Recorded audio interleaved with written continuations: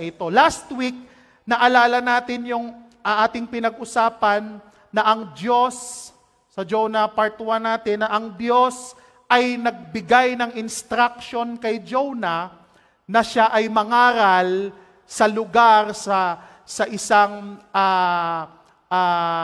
lungsod na tinatawag, malaking lungsod na tinatawag na Ninive.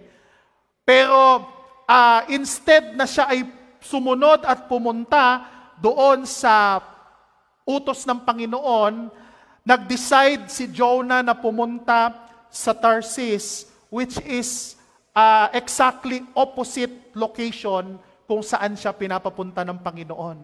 No, maraming mga tao, mga anak ng Diyos na kung minsan ay katulad ni Jonah na pumipili o pumupunta sa opposite direction na gusto ng Panginoong kanyang puntahan sa kanyang buhay.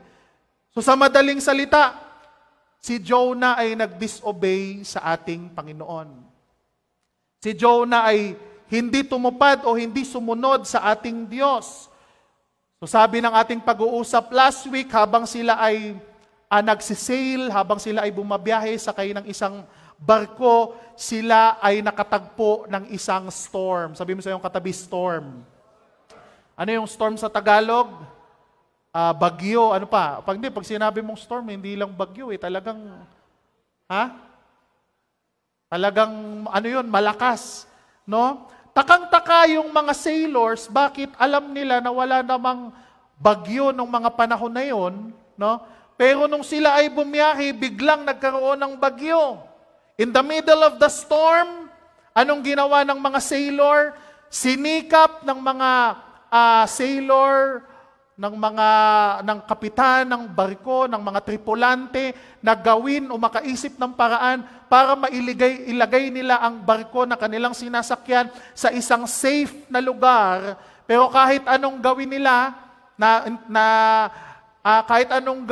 hindi nila madala yung barko sa destinasyon na safe. At sabi nila, habang tumatagal, habang gumagawa sila ng paraan upang sila ay mapabuti, lalong tumitindi ang storm. No? Sa buhay natin kung minsan ganun Minsan gusto nating mapabuti ang sitwasyon na kinalalagyan natin, yung buhay, yung ginagawa natin, pero ba't parang ganun na lalong nagiging worse? Diba? Lalong parang bumibigat, lalong tumitindi ang problema, ang pagsubok, ang suliranin sa buhay. Hindi gumagaan kahit pinipilit natin na hanapan ng paraan, hanapan ng maayos na sitwasyon. Yung kinakalagayan mo ngayon, ba't parang humihira, parang mga sailors? Sabi ng Bible sa Jonah 1, pinilit nila na maigilid, mailagay sa safe na lugar yung sinasakyan nilang barko, pero hindi nila magawa at lalo lamang tumitindi ang danger, ang pagsubok, ang storm, ang situation, ang problem na kanilang kinakasadlakan.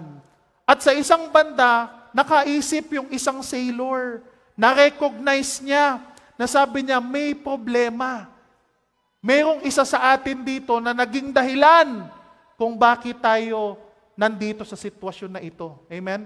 Napakatalino ng sailor para maintindihan niya na yung nangyayari sa kanila hindi na normal. Hindi na parang normal na storm lang, kung hindi kakaiba na talaga. May nangyayari talaga. Na-recognize ng isang sailor na may kinagagalitan ang Diyos sa isa sa kanila. Kaya nga, sa buhay natin mga kapatid, kahit anong gawin natin, ayaw umayos, kahit anong pilit natin, ayaw talaga lumagay sa tahimik, kailangan ma-recognize natin baka may mali sa ating buhay sa harapan ng Panginoon. Baka may mali na hindi natin namamalayan o pinabayaan lang natin na ating ginagawa sa ating buhay. Kaya naman merong matinding storm, may matinding situation tayong kinakaharap sa ating buhay. So na-recognize nung sailor na merong kinagagalitan ang Diyos. Sinikap nilang gawin ang lahat, pinilit nila na ma-safe sila. Sabi ng Bible, itinapon nila yung kanilang mga cargo, yung mga kargamento, tinapon na nila, ang dami na at wala pa rin nangyari. Hindi pa rin natapos ang kanilang struggles doon sa bagyo, doon sa malakas na bagyo, sa storms na kanilang kinaharapan ng mga pagkakataon na yun. Walang nangyari. No? Kaya kahit anong pagbabago pala, kahit anong gawin mo, kahit anong mga bagay na gawin mo, kung hindi yun ang dahilan, kung hindi yun ang reason kung bakit nagkakaganyan ang nangyayari sa buhay mo, wala ring mangyayari. No, kahit gumawa ka ng ibang mga bagay. So sinikap nila at sabi ng mga sailors na nandun, okay, walang may gustong umamin kung sinong nagkaroon ng atraso sa Diyos. Ganito na lang, magpalabunutan tayo. Magpalabunutan tayo, yung mga pangalan nyo, parang raffle. Nakita nyo, pagka Thanksgiving natin, may mga raffle, no? Amen? Malapit na uli yun. Gusto nyo uli ba ng raffle? So parang raffle, sabi ng mga sailor, ilagay niyo yung pangalan dito, bubunutin natin. At kung sinong pangalan ang mabunot sa ating lahat, siya ang may kasalanan, no? Kung bakit tayo narito. At nabasa natin last week, napag-aralan natin last week, at nabunot ang pangalan ni Jonah. Di ba? Hindi ito parang nagkataon lang kasi siya talaga ang may problema. Nabunot ang pangalan ni Jonah at na-discover nila kung ano ang problema at ikwinento sa kanila ni Jonah. Sabi ni Jonah, ako nga ang may problema. Dahil umiwas ako sa Panginoon. Tinanggihan ko o hindi ko sinunod ang instruction, yung assignment na inutos sa akin ng Panginoon. Ako ang reason kung bakit tayo napahamak ngayon sa kapa. May mga tao talaga na alam nilang sila ang may problema, pero hindi nila aaminin hanggang sa talagang ma-pinpoint, maituro talaga na sila ang may problema. Saka pa lang sila lalabas. Saka pa lang aamin sa kanilang nagawa. So sabi ni Jonah, ako ang may problema. Ako ang nagkaroon ng atraso sa Panginoon. Kaya tayo nandirito na malapit tayong mapahamak, malapit na tayong malunod, malapit na tayong masira, mawasak yung barko na ating sinasakyan. Sabi ng mga tao, anong gagawin natin? Sabi ni Jonah, itapon niyo ako sa dagat. So yung mga tao ay may malaking challenge na itapon si Jonah sa dagat. Sabi ko nga sa inyo minsan, kung minsan yung tao, last week sinabi ko to, na kahit alam niya na siya ang may problema at alam niya ang dapat niyang gawin, pero kung minsan yung ibang tao gusto niya pa ibang tao gagawa para sa kanya. May mga tao talaga na mahilig magbigay ng pabigat sa kanyang kapwa. Kaya nga, sabi ni Jonah, itapon niyo ako. At nung moment na tinapon nila o inihagis nila si Jonah sa labas ng barko, inihagis nila papunta doon sa karagatan. Ano nangyari? Biglang humupa ang bagyo. So doon na-confirm talaga nila yung talaga yung problema. Sayang yung mga kargamento na ating tinapon. Minsan bago mo makita kung ano yung problema, ang dami mo nang nasacrifice sa buhay mo eh. Or minsan, alam mo naman talaga kung anong problema sa iyo. Pero parang pinapaliko mo ba, Lord, ito ba? Lord, ito ba? O sige, ito na, tanggalin mo na to, Lord. Ito. Kasi ayaw mong i-let go yung alam mong pinaka-issue sa buhay mo. Pero once you learn, once na ma-realize mo, once na magkaroon ka ng lakas ng loob, na itapon, natanggalin sa buhay mo kung anong nagiging mitya, kung bakit may struggle sa buhay mo. Kaya ng Panginoong pakupain ano man yung problema mo. Ano man yung sitwasyon na nararanasan mo sa buhay.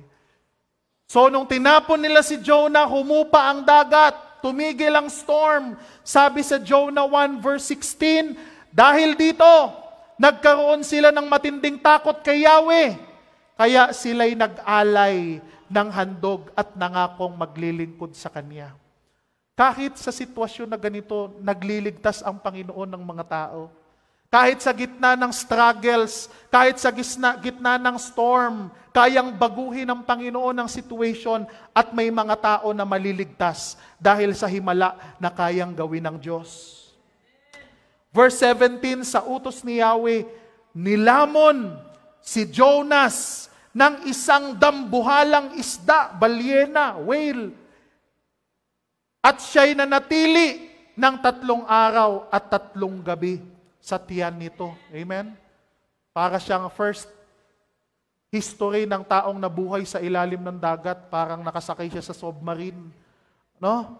Di ba? Akala natin, ano lang yan, pastor? Ano lang yan? Myth lang yan. Di ba? Ano lang yan? Anong tawag nun? Anong Tagalog nun? Hindi katang-isip lang yan. No, hindi. Sabi ng Bible, totoo ito nangyari. Kasi pag research mo, meron talaga, nung unang-unang panahon, yung mga archaeology, merong proof na itong Nineveh nag-exist. Yung lugar na utos ng Panginoon. So historically, may mga evidence ito. At sinabi ng Bible, supernaturally, linamon ng isda si Jonah at doon siya tumira ng 3 araw at 3 gabi, 3 days.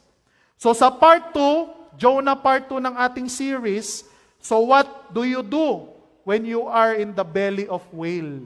Anong kayang gagawin natin kung tayo ay mapasok sa loob ng tiyan ng isda? Kayo mga kapatid, anong gagawin nyo? Anong gagawin nyo pag kayo ay nasa loob ng tiyan ng problema sa buhay nyo? Yung whole chapter ng Jonah, chapter 2, ay patungkol sa prayer na ginawa ni Jonah nung siya ay nasa tiyan ng isda. So anong gagawin natin pag tayo ay nasa loob ng tiyan ng isda? Ang gagawin natin walang iba kundi manalangin. You pray. Praying is very important sa buhay ng mananampalataya. That is why yung kalaban natin mga kapatid, gagawin niya ang lahat, the enemy. Yung demonyo, gagawin niya ang lahat para hindi tayo manalangin. I-entertain niya tayo sa mga TV, sa mga pinapanood natin, sa pagbabrowse ng mga cellphone at kung ano-anong pinagkakaabalahan natin para pagpagod na tayo, hindi na tayo makakapanalangin, matutulog na tayo kaagad. Gumagawa ang ating kaaway ng paraan upang hindi tayo makapanalangin dahil alam ng ating kaaway na tayo, kapag tayo ay prayerful, tayo ay nagiging makapangyarihan. Tayo ay nagiging malapit sa Panginoon. Kaya yun ang gusto ng Panginoon, yun ang gusto ng kaaway, na hadlangan tayo sa ating pagpipray. Kaya nga sa oras na tinatamad tayong manalangin, kapatid, isipin mo na baka si Satan ay gumagawa ng paraan para ikaw ay hindi manalangin. Tinetempt ka niya na huwag manalangin. So yung part 2 series natin, ang title ito, Jonah's Prayer and Deliverance. God's desire or God's desires a relationship from us. Ang Panginoon ay nagnanasa siya na magkaroon tayo ng relasyon sa Kanya. At paano natin ito magagawa katulad ni Jonah? Kapag tayo ay nasa gitna ng pagsubok, kapag tayo ay nasa gitna ng problema, nasa tiyan tayo ng isda na hindi natin alam kung ano ang gagawin o hindi natin alam kung mabubuhay pa ba tayo bukas, ang kailangan nating gawin ay manalangin sa Panginoon. Jonah chapter 2 verse 1, habang si Jonah ay nasa tiyan ng isda, Bible reading tayo mga kapatid ha, buksan nyo yung mga inyong Biblia, buksan nyo sa chapter 2 ng Jonah. Kung wala naman kayong dalang Bible ay tumingin kayo sa screen para makasunod tayo.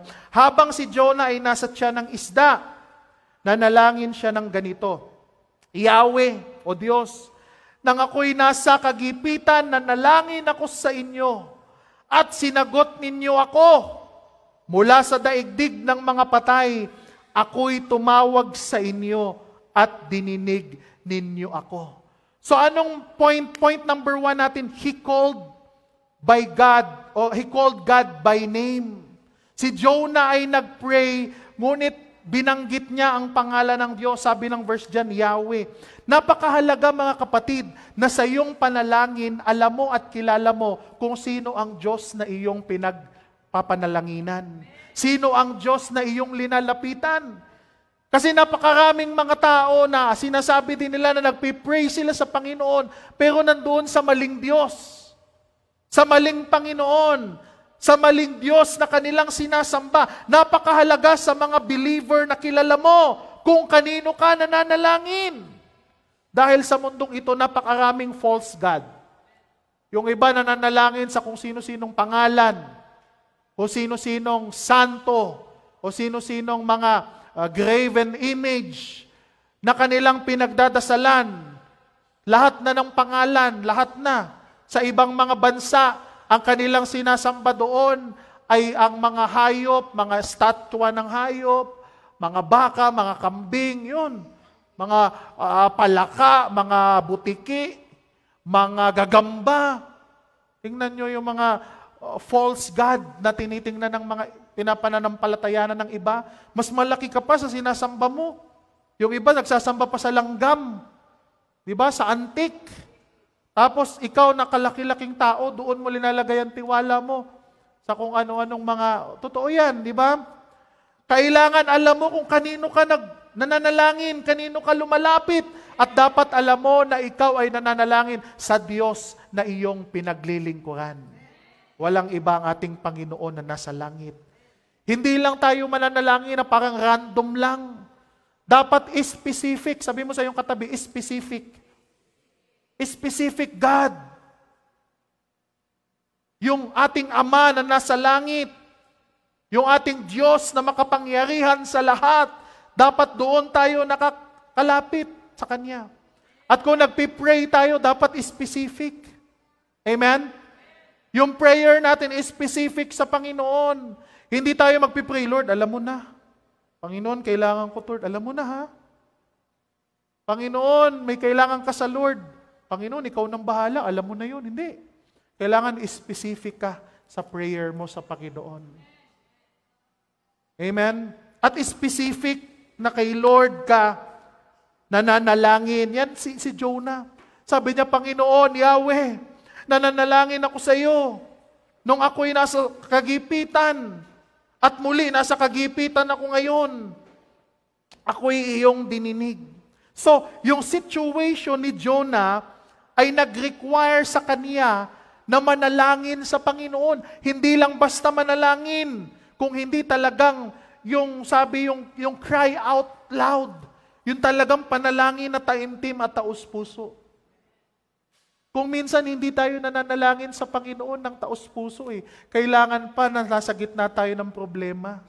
Kailangan pang dumating ang pagsubok bago tayo manalangin ng taimtim sa Panginoon, katulad ni Jonah. Remember nung binasa natin yung Jonah chapter 1, bago bumiyahe si Jonah, hindi siya nag-pray. Diretso lang siya sumakay. Bumili siya ng ticket, sumakay siya sa barko, bumiyahe sila. Hindi natin mababanggit na nanalangin muna si Jonah. In fact, pagsakay ni Jonah sa barko, natulog agad siya. Kaya nga nung bumabagyo yung barko, tulog siya . Ginising pa siya nung kapitan na sila halos hindi na magkaugaga, si Jonah tulog. Hindi siya nanalangin. Pero nung dumating yung sitwasyon, yung problema sa buhay niya na napakatindi, linamon siya ng malaking isda, nandun siya sa loob ng tiyan ng isda, nanalangin siya ng taimtim sa Panginoon. Sa New King James Version, pag binasa natin to, sabi ng verse, I cried out to the Lord because of my affliction. Affliction means tight situation, tight spot, trouble. Pag ikaw ay nasa tight situation, na hindi mo alam ang gagawin, hindi ka pwedeng lumiko sa kaliwa, hindi ka pwedeng lumiko tumingin sa kanan, hindi ka pwedeng tumingin sa taas, hindi ka pwedeng tumingin sa baba, parang nasa loob ka ng tiyan ng isda na nandun ka lang. For sure, si Jonah nung nasa loob ng tiyan, hindi siya nakakagalaw . Nakaganon lang siya . Tight situation. Napakalagkit pa, napakalapot siguro. Akalain mo ba naman, nasa sikmura ka ng tiyan? Napakalansa. Alam niyo yun? Napakahirap ng sitwasyon niya pero wala siyang magawa. Hindi siya makapunta sa kaliwa, sa kanan, sa taas, sa baba. Nakaganyan lang siya. Parang kung minsan yung tao, pag may problema, hindi alam kung saan pupunta. Hindi makapunta dito sa kaibigan, sa kamag-anak, sa ganito, sa ganyan na ina-expect niyang makakatulong. Wala siyang magawa kung hindi nasa tight situation. Nasa spot siya na wala siyang alam. Wala siyang magawa sa kanyang sitwasyon. Pero alam mo, may magagawa ka, manalangin ka sa Panginoon. Yung mga pagkakataon na wala kang magawa sa buhay mo, yan ang panahon na kailangan mo ng manalangin sa Diyos . Hindi lang panalangin na parang wala lang, kung hindi taimtim na panalangin sa Panginoon. Di po ba aminado tayo minsan mga kapatid? Kapag ka may ganitong situation lang, saka lang tayo nananalangin ng seryosohan sa Panginoon. Pero kung maayos ang lahat, hindi natin kung minsan maalala na manalangin sa Panginoon. Hindi natin kung minsan maalala kahit pasalamatan lamang ang Diyos sa mga pagpapala at biyaya niya sa atin. Ngunit sa pagkakataong ito, naalala ni Jonah ang kabutihan ng Diyos sa buhay niya.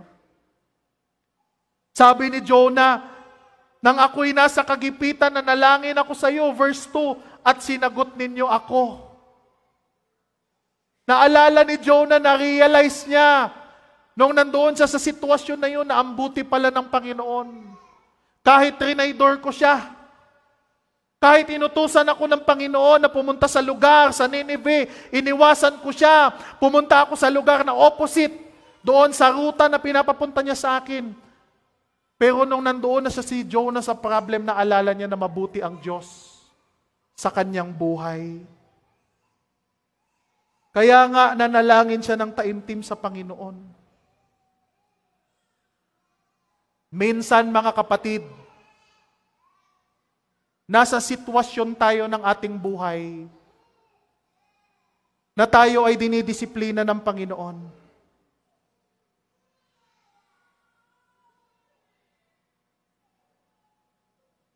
Sabi ng Jonah 2 verse 3, itinapon ninyo ako sa kalaliman, sa pusod ng karagatan.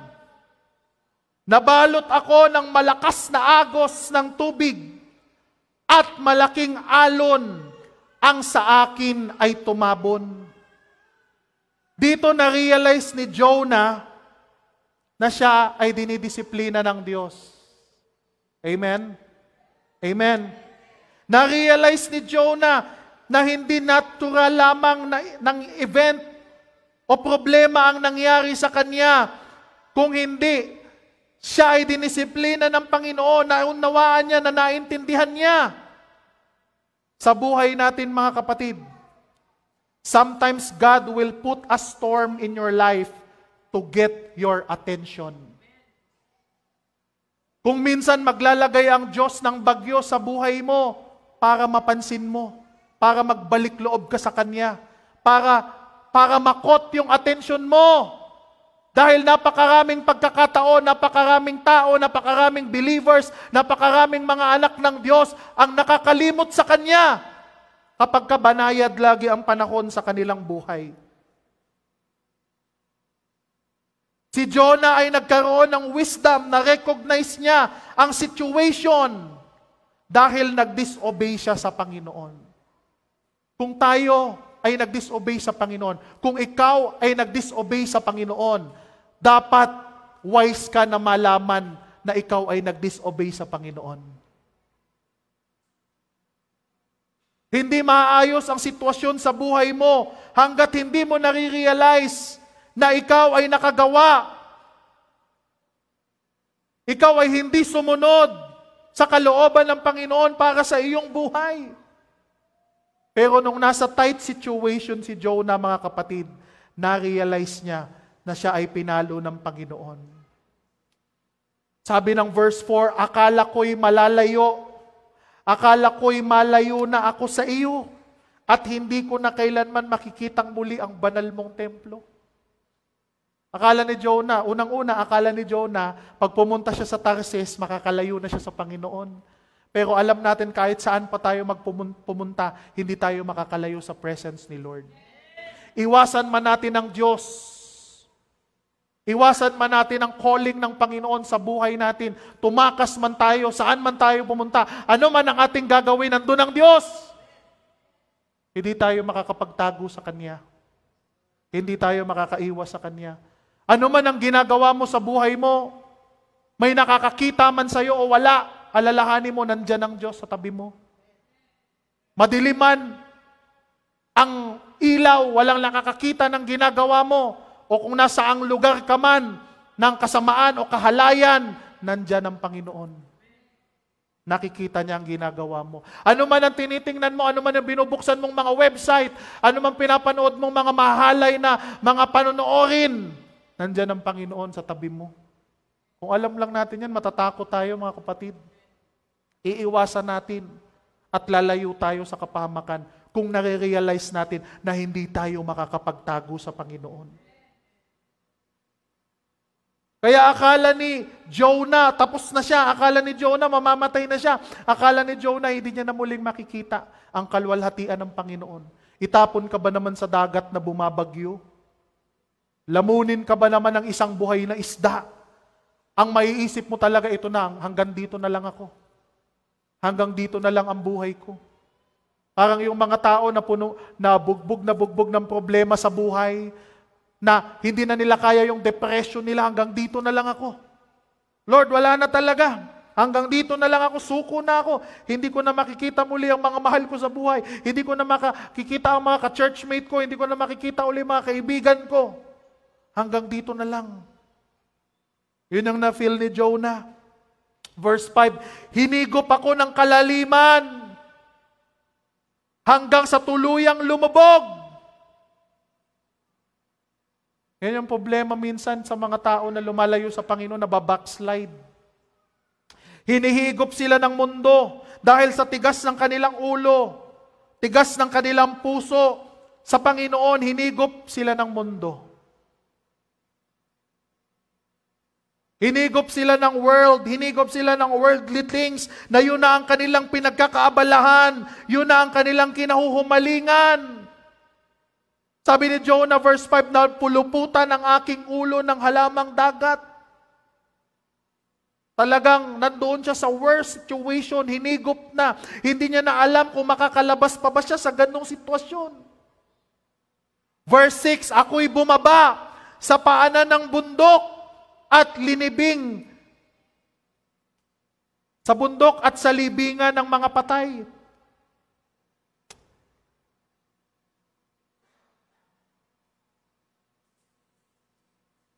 So sabi ni Jonah, hanggang dito na lang ba talaga ako? Dahil hindi siya sumunod sa Panginoon at yung taong ayaw din sumunod sa kalooban ng Diyos para sa kanyang buhay. Anong pakiramdam niya? Siya ay nalibing sa libingan ng mga patay. Wala nang hope. Wala nang pag-asa. Nalibing na ang kanyang pag-asa. Nalibing na ang kanyang buhay. Yung kinasadla kanyang situation ay hindi niya na kayang bumangon. Verse 7, nang maramdaman kong malalagot na ang aking hininga, naalala ko kayo. Yung tight situation na akala ni Jonah katapusan niya na, naalala niya ang Diyos sa kanyang buhay. Naalala ko kayo, Yahweh, ako'y nanalangin. At mula sa banal ninyong templo, ako'y inyong narinig. Alam niyo kung minsan yung mga danger situation, yung mga pagkakataon na may danger sa ating harapan, may mga pagkakataon na talagang nasa bingit na tayo ng kamatayan, kung minsan dyan natin maaalala ang Panginoon eh. Ang nakakalungkot lang kung minsan, after nun, lipas ng ilang linggo, ilang buwan, ganun ulit, balik ulit sa dating gawi. Ilang beses ba ang Panginoon magbibigay sa atin ng bingit ng kamatayan bago tayo madala? At bago tayo tuluyang sumunod sa Panginoon, mga kapatid. Sabi ni Jonah, nung malalagutan na ako ng hininga. Kasi siguro nung tinapon siya sa dagat, mga kapatid, pagpasok niya sa tubig, hindi ka na makahinga eh. Hanggang sa point na malalagutan na siya, hindi na siya makakahinga, wala ng oxygen sa lungs niya. Naalala niya, Lord, tulong Panginoon. Saka siya ngayon linamon ng isda. Akala ni Jonah, katapusan niya na. Pero anong sabi ni Jonah, naalala kita o Diyos, at ako'y nanalangin sa iyo. At pinakinggan mo ko. Alam niya. Alam niyo mga kapatid, kahit gaano pa kasama ang nagawa niyo, dapat hindi kayo napipigilan yan para lumapit sa Panginoon. Yung ibang mga tao, Pastor, masama-sama kasi nang nagawa ko. Ang sama-sama ko, hindi na ako matatanggap ni Lord. Hindi ko na magawang manalangin.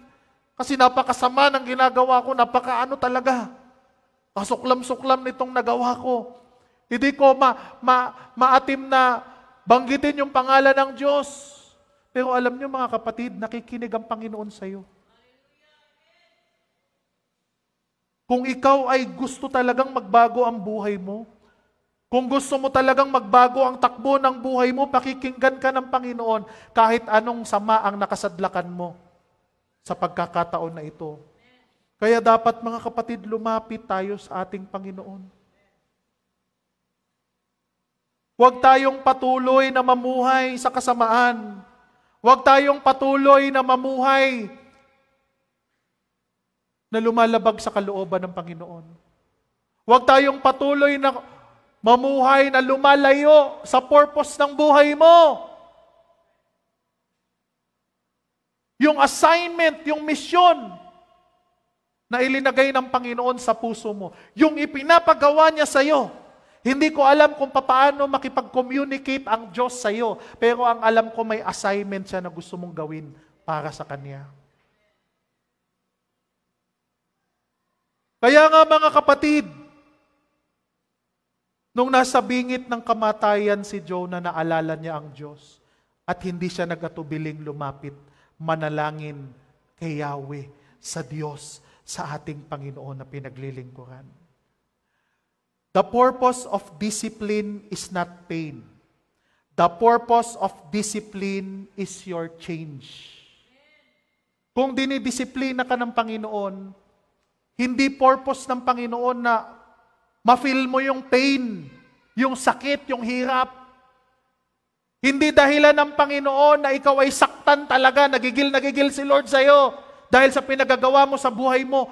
Kaya yan ginawa o nangyari sa buhay mo. Pero ang purpose ng discipline ay magbago ka. Ang mga magulang natin, hindi tayo pinapalo nung bata pa tayo dahil trip lang nila. Dahil gigil sila sa atin. Dahil sobra na yung ating ginagawa. Pinapalo nila tayo dahil, siguro, pag sa mga physical mother natin, sa sobrang galit, napapalo tayo. Pero hindi talaga yun ang dahilan kung bakit tayo pinapalo. Ang gusto ng magulang natin, magtanda tayo. Magbago tayo. Yun talaga yung discipline eh. Kung dinidisipline ka ng church, hindi dahil sa pinag-iinitan ka, hindi dahil sa gusto kang saktan, gusto ng mga kapatid mo na ikaw ay magbago. Magbagong buhay. Kaya napakahalaga ng discipline. Kung si Lord naman ang nagdidisiplina sa atin, hindi lang tayo sinasaktan ng Panginoon dahil gusto niya tayong pahirapan, kung hindi gusto ni Lord na baguhin natin yung buhay natin. Baguhin natin yung lakad natin. Baguhin natin yung direksyon natin na opposite sa direksyon na gusto ng Panginoon na tahakin natin sa ating buhay. God is not trying to hurt you. God's purpose is your change. God's purpose for your change. Yan. May disiplina ka dahil gusto ni Lord na magbago ka ng direksyon sa buhay mo. So kung alam natin ang purpose ng Panginoon kung bakit may discipline, hindi tayo dapat magrebelde sa Panginoon. Hindi tayo dapat magtampo sa Panginoon. O sa mga tao, o sa leadership, o sa church na nag-i-impose ng discipline sa atin, kung may nakita naman talaga na paglabag sa ating Christian living, mga kapatid. Kaya nga, nakita yun. Nakita yun ni Jonah na siya ay dinidisiplina ng Panginoon. Verse 8, sabi ni Jonah, ang mga sumasamba sa mga Diyos-Diyosan ay hindi naging tapat sa iyo. Yung mga hindi totoong Diyos. Yung mga sinasamba ng tao na hindi totoong Diyos. Yung mga image, yung mga imahe, yung mga pictures. Ha? Kaya nga ngayong Christian na kayo, dapat wala na kayong mga image sa inyong mga bahay. Kahit mga pictures, kahit mga posters, kahit mga kalendar ng mga naging inspirasyon nyo noon sa dati ninyong pananampalataya. Pero sometimes, yung meaning din ito, yung idol na tinatawag ay yung ating sarili. Yung hindi natin mas tupad ang kalooban ng Panginoon dahil ina-idolize natin yung ating sarili. Lord, ayokong gawin yan. Nagpapakababa na ako ng aking, tawag yan, dignidad. Panginoon, ayokong magpakumbaba dyan. Binababa ko na masyado yung sarili ko. Panginoon, ayoko mag-share ng gospel dahil nahihiya ako. Ano na lang sasabihin ng mga amiga ko, ng mga amigo, ng mga friends ko, ng mga ka-workmate ko, ng aking mga ka-schoolmate? Ano na lang sasabihin nila pag sabihin nila, ako'y isang Bible nerd. Ako'y weird. Ayaw, kung minsan, hindi natin ginagawa ang utos ng Panginoon dahil nag-aalala tayo sa magiging itsura natin. Ina-idolize natin. Dinidiyos-diyos natin yung ating sarili. Amen? Kung minsan hindi tayo tumutupad sa calling ng Panginoon dahil inuuna natin ang ating sarili. Inuuna natin ang ating pamilya, inuuna natin ang ating career, inuuna natin ang mga bagay higit sa Panginoon. Kaya anong sabi dyan? Kung ginawa natin yan, hindi tayo naging tapat sa Panginoon. Sabi ng verse 8, hindi naging tapat sa iyo. Sabi ni Jonah. Pero kung babalik tayo sa verse 6, balikan natin yung verse 6. Sabi ni Jonah, ako'y bumaba sa paanan ng mga bundok at sa libingan ng mga patay. Ngunit, mula rooy buhay akong iniakon o Yahweh. Sa verse 6, hindi niya pa alam kung mabubuhay pa talaga siya eh. Pero positive si Jonah. Nabubuhayin pa siya ng Panginoon. Hindi siya magiging breakfast ng isda. Hindi niya pa alam na mangyayari yon, pero sinabi niya na sa Panginoon, Lord, thankful ako na mamaya-maya iaahon mo ako dito sa sitwasyon na aking kinasasadlakan. Kaya sabi ng verse 9, kahit nandun siya sa sitwasyon, nandoon sa tiyan ng isda, wala siyang mapuntahan, wala siyang magawa kundi manalangin sa Panginoon. Anong sabi niya sa verse 9? Ngunit aawit ako sa iyo ng pasasalamat at sa inyo maghahandog. Sabi ng Panginoon. Nandoon siya sa gitna ng tiyan ng isda. Nandoon siya sa gitna ng tiyan ng problema na wala siyang mapuntahan. Pero anong sabi ni Jonah? Mag-worship ako sa iyo, Panginoon. Magpapasalamat ako sa iyo, Panginoon. Give thanks even in the middle of the situation. Magpasalamat tayo sa Panginoon kahit nasa gitna tayo ng problema. Kahit nasa loob tayo ng tiyan, ng balyena na wala tayong magawa, magpasalamat tayo sa Panginoon. Madaling magpasalamat sa Diyos kapag kayong miracle binigay na sa iyo ng Panginoon. Pero ang question, mga kapatid, kaya mo ba siyang pasalamatan kahit wala pang ginagawang pabor ang Diyos sa buhay mo? Kahit wala pa yung miracle sa buhay mo, willing ka bang mag-thank you, Lord? Mag-praise the Lord, mag-hallelujah, mag-glory to God sa Panginoon. Madaling magpasalamat sa Panginoon pag na-receive mo na yung blessing. Lord, thank you sa blessing. Pero ang hirap magpasalamat sa Panginoon nang hindi mo pa nakikita kung anong kaya niyang gawin sa situation mo. Kaya ang tanong, can you praise Him while you're in a belly of a fish? Kaya mo bang pasalamatan ng Panginoon kahit hindi pa bayad ang mga utang mo? Kaya mo bang pasalamatan ng Panginoon kahit hindi pa bayad ang mga bills? Kaya mo bang pasalamatan ang Panginoon kahit sabihin ng doktor mo, wala na talagang pag-asa? Wala na talaga. Hanggang ito na lang ang kaya nating gawin, wala na tayong magagawa. Kaya mo pa bang mag-thank you sa Panginoon kahit anong medical report ang lumabas sa buhay mo? Hallelujah. Kaya nga anong sabi ni Jonah, ngunit aawit ako ng pasasalamat at maghahandog ako sa iyo. Tutuparin ko ang aking pangako, O Yahweh na aking tagapagligtas. Kung minsan kailangan pa na may gawing storm si Lord sa buhay natin at lamunin tayo ng malaking isda para ma-realize natin na may assignment tayo na naiwan sa Panginoon. Naalala ni Jonah, may pangako ako. At Lord, alam ko, iaahon mo ko dito sa sitwasyon na ito. At pag umahon ako, tutuparin ko kung anong gusto mong ipagawa sa akin. Yun dapat Kung may tunay na pagsisisi sa harapan ng Panginoon, alam mo kung anong pinapagawa sa iyo ng Diyos. At the moment na hanguin ka ng Panginoon, the moment na alisin ka ng Panginoon sa sitwasyon, bad situation na kinasasadlakan mo ngayon, dapat ang number one thinking mo, Lord, gagawin ko kung ano yung inuutos mo sa akin. Amen? Yun yung na-realize ni Jonah.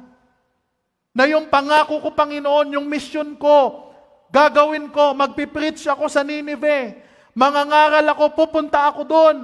Kahit walang makinig sa akin, kahit magmukha akong katawa-tawa, kahit alipustahin ako, hamakin ako, i-persecute ako, pero pupunta ako doon. Grabe na yung motivation ni Jonah. Kaya nga mga kapatid, sa buhay natin, kung tayo man ay nakaranas ng sitwasyon ni Jonah, hindi man physical, pero spiritual, alam natin na nasa loob tayo ng sitwasyon na hindi natin alam ang palabas, kung hindi ang Panginoon lang ang may kakayahan para makalabas tayo sa sitwasyon na yun. The moment na palayain tayo ng Panginoon mula sa kinasasangkutan o kinasasadlakan nating kapahamakan, dapat handa tayong sumunod sa kautusan ng ating Panginoon. Hallelujah. Kaya sabi ni Jonah, gagawin ko yung assignment. Magpipreach ako, gagawin ko kung ano ang iniutos mo. At nung moment na sinabi niya yon sa Panginoon, verse 10, anong ginawa? Pagkatapos, inutusan ni Yahweh ang isda na iluwa si Jonah sa dalampasigan. Minsan ang kulang lang commitment eh. Mag-commit ka kasi sa Panginoon. Natatakot ka mag-commit sa Panginoon kaya hindi nagbabago yung situation ng buhay mo. Nandun ka pa rin sa tiyan ng belly. Useless ka pa rin sa kingdom ng Panginoon. Useless ka pa rin sa ministeryo ng Panginoon. Useless ka pa rin sa expansion ng kingdom ng church dito sa lupa. Nandun ka lang sa belly at gusto mo na nandun ka na. Pero ang kailangan mo mag-commit sa ating Panginoon. Nung nag-commit si Jonah, isang salita lang ng Panginoon, nagbago na yung kapalaran ni Jonah sa buhay. All you need is for God to speak to your situation. Alam mo kung may problema ka, sabi mo sa Panginoon, Lord, isang salita mo lang dito, magbabago yung problema. All you need is a word from God. Pero bago sabihin ni Lord yung word na deliverance, bago sabihin ni Lord yung word na provision, bago sabihin ni Lord yung salita na victory sa buhay mo, you need to commit yourself to Him. Amen. Narinig niyo yung sinabi ko, mga kapatid? Panginoon, gusto ko yung provision lang. Panginoon, gusto ko yung victory. Ayoko yung word na sinabi mo, yung commit. Yun ang problem. Pero the moment na natutunan mo, na-realize mo sa sarili mo, na wala kang magagawa apart from God at nag-commit ka sa glory ng Panginoon, alam mo, one word lang ang pagsabi ng Panginoon, magbabago ang takbo ng buhay mo. Palakpakan natin ang Panginoon. Isang pagkakataon si Jesus, sumakay sa bangka kasama yung kanyang mga apostles. At sila rin ay dumanas ng napakatinding bagyo na parang hindi na sila makakaabot sa kanilang destinasyon. Yeah. Yung mga apostol nagkakagulo, natataranta, parang nangyayari kay Jonah. At nakita nila na si Jesus natutulog lang. Ginising nila si Jesus, Panginoon, Master, gumising ka, wala ka bang pakialam na malulunod na yung bangka natin? Ha? Wala ka bang Panginoon, tulungan mo kami. Malulunod na tayo, hindi tayo makakarating sa destinasyon natin. At nung gumising si Jesus Christ, one word lang ang sinabi niya, humupa ang bagyo sa pagkakataon na yon. Sabi ni Jesus, stop yung storm, huminto ang bagyo, ang hangin, at pagkasabi ng Panginoon, one word lang, humupa ang bagyo, humupa ang storm, humupa ang alon, humupa ang malakas na hangin, at nakarating sila sa destinasyon. One word from the Lord.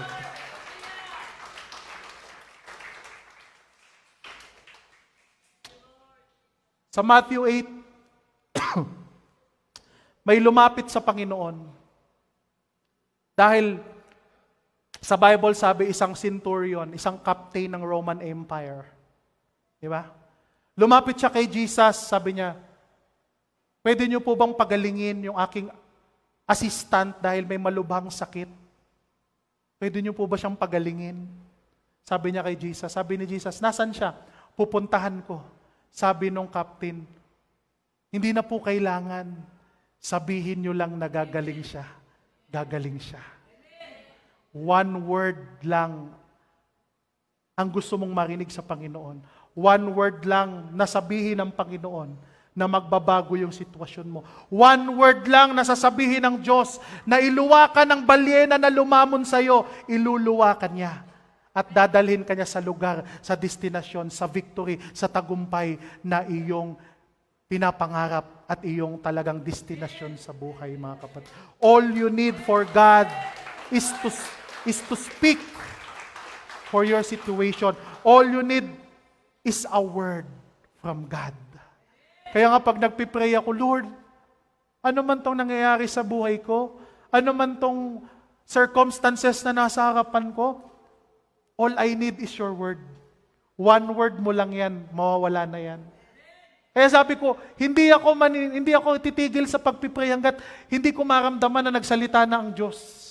Hindi ako titigil sa prayer na sinabi na ng Lord sa akin, yung ganitong mangyayari, ganyan ang mangyayari. Sasabihin sa akin ng Panginoon, yung mga hadlang ay inalis ko na. Yung mga hadlang ng pagpapala ay inalis ko na. Yung karamdaman ay pinagaling ko na. Yung pangangailangan ay tinugong ko na. Hindi ako hinto na mag-pray sa Panginoon hanggat hindi ko marinig sa aking espiritu na nagsalita na ang Panginoon. Dahil yun ang pinakamahalaga, yun ang pinaka-importante sa lahat. Dahil pag nagsalita ang Panginoon sa sitwasyon mo, magbabago ito at aayon ito sa kanyang kalooban. Palakpakan natin ang Panginoon. Kaya nga wala akong pakialam anumang sakit, anumang karamdaman, anumang pangangailangan, anumang kapighatian. Kung ikaw ay mananalangin sa Panginoon, kung ikaw ay taos-pusong lalapit sa Panginoon, kung ikaw ay magkukumit sa Panginoon, kung ikaw ay mag-recommit, diba, i-recommit mo yung iyong sarili mo sa Panginoon, kaya ng Panginoong baguhin. Ang kailangan mo lang, mga kapatid, i-commit mo ang iyong sarili sa Panginoon. Sabi mo, Lord, hindi ko kaya mabuhay kung wala ka. Hindi ko kayang kumawala sa sitwasyon na meron ako kung wala ka.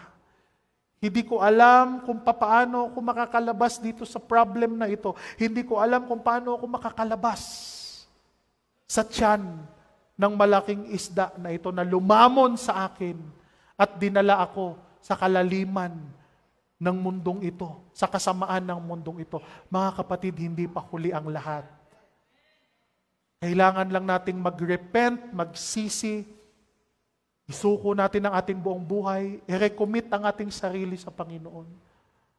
At isang word lang ang kailangan natin, babaguhin ng Lord, ng Diyos, ang sitwasyon ng buhay natin sa pamamagitan lamang ng isang salita na nanggagaling sa Kanya. Kapatid, walang imposible sa Panginoon.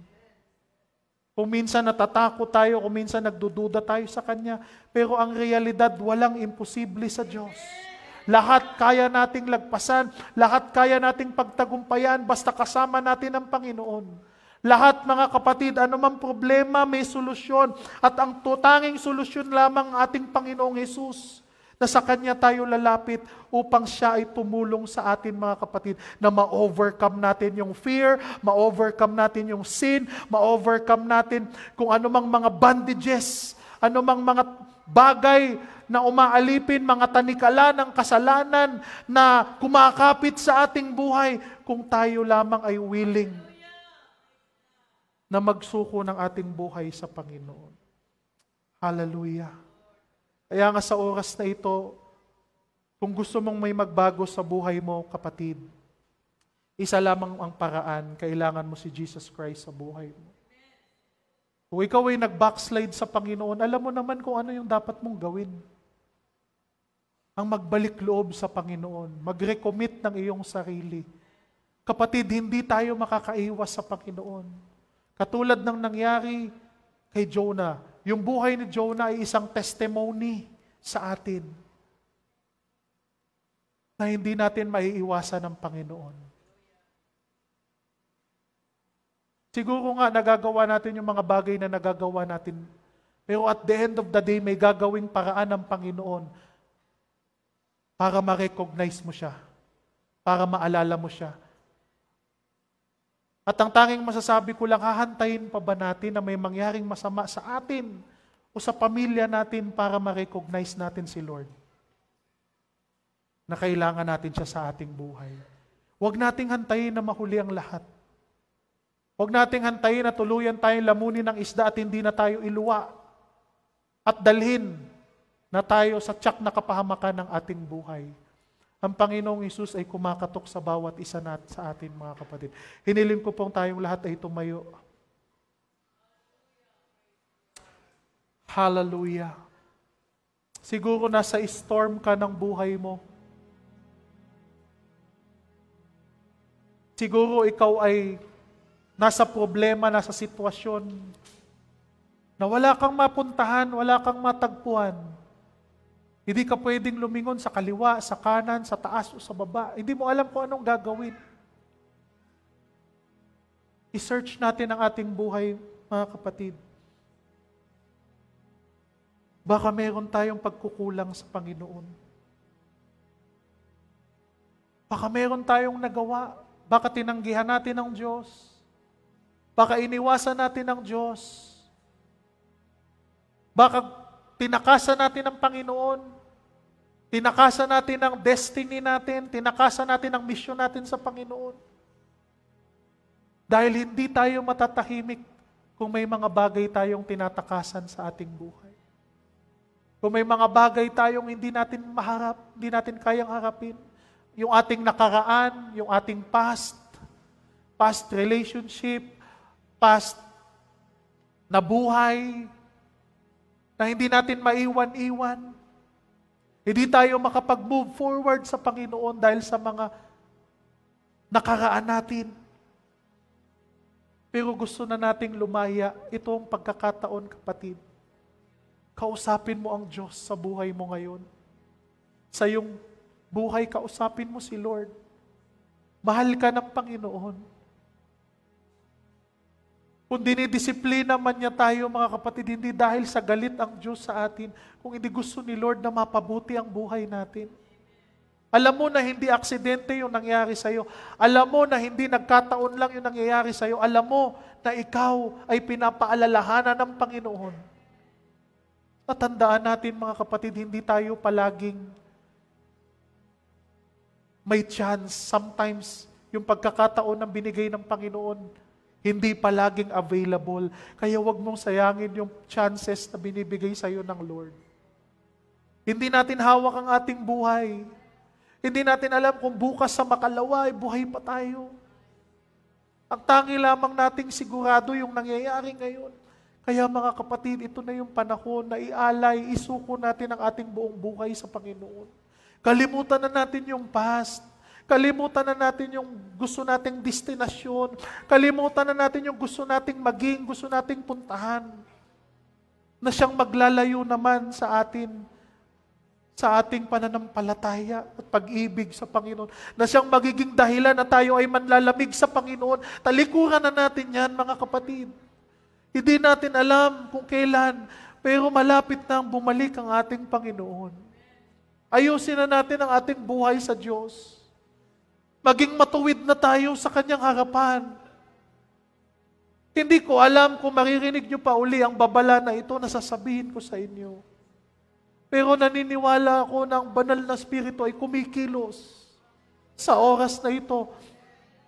Huwag tayong magbingi-bingihan, huwag tayong magbulag-bulagan, kapatid. We are in the last days.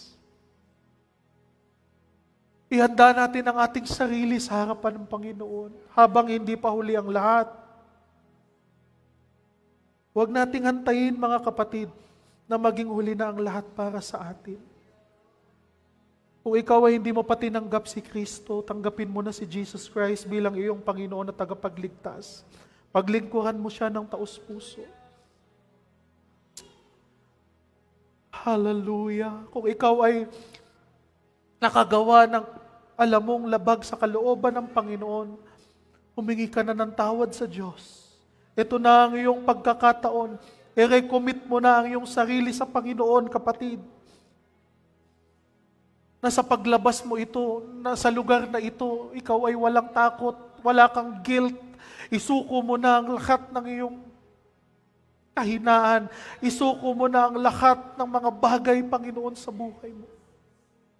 Ang gusto ng Panginoon, ikaw ay lumapit sa Kanya, iliibig ka ng Panginoon. Huwag mo sayangin ang pagkakataon na ito. Andyan ang banal na presensya ng Panginoon. Kausapin mo ang Diyos kahit hindi kita i-lead sa prayer. Alam mo kung paano lumapit sa iyong Ama. Alam mo kung paano manalangin sa Diyos. Hallelujah, Lord.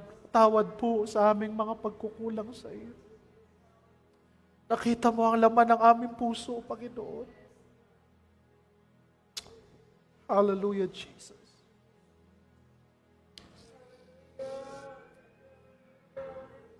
Jesus.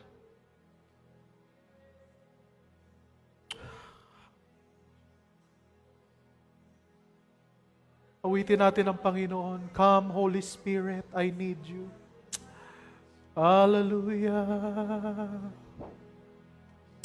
Come, Holy Spirit, I need you. Come, Holy Spirit, I pray.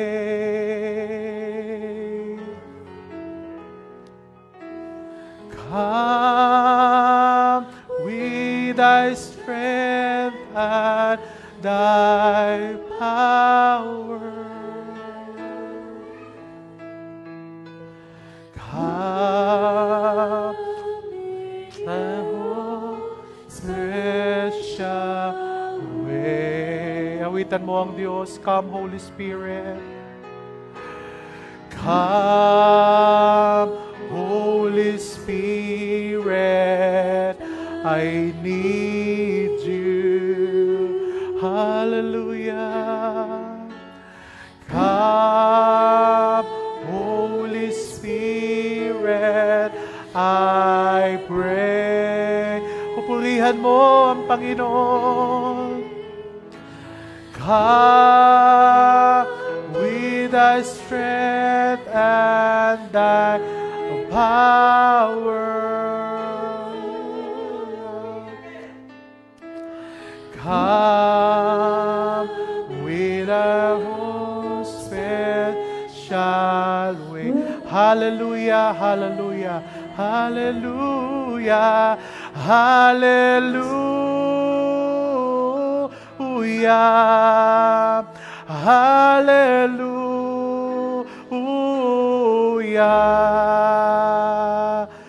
Jesus is coming again. Hallelujah, Hallelujah. Hallelujah. Jesus is coming again. Awitin natin ang Diyos. Hallelujah.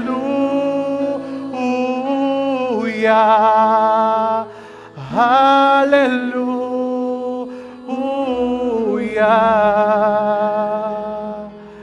Jesus is coming again. Hallelujah. We look forward to you, Lord. Lord, inaantay namin ang iyong muling pagbabalik. Hallelujah. Nandito kami, Lord. Hallelujah, sa iyong harapan. Nagpapakumbaba ng aming sarili, Lord. Nagpapakumbaba ng aming pagkatao, Jesus. Hallelujah. Oh, hallelujah, Jesus. Hallelujah, hallelujah. Oh, Hallelujah. Holy Spirit, Holy Spirit. Oh, Lord, ang aming puso, Panginoon. Lord, pumasok ka sa aming buhay, Panginoon. Nahalay namin ang aming puso sa iyo, aming pagkatao. Lord, maghari ka sa aming buhay. Hallelujah. Oh, Jesus. Jesus, hallelujah. Oh, Jesus. Hallelujah.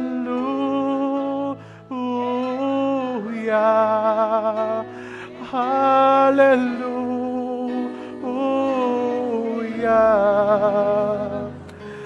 Jesus is coming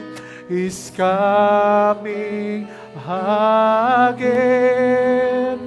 Hallelujah. Hallelujah.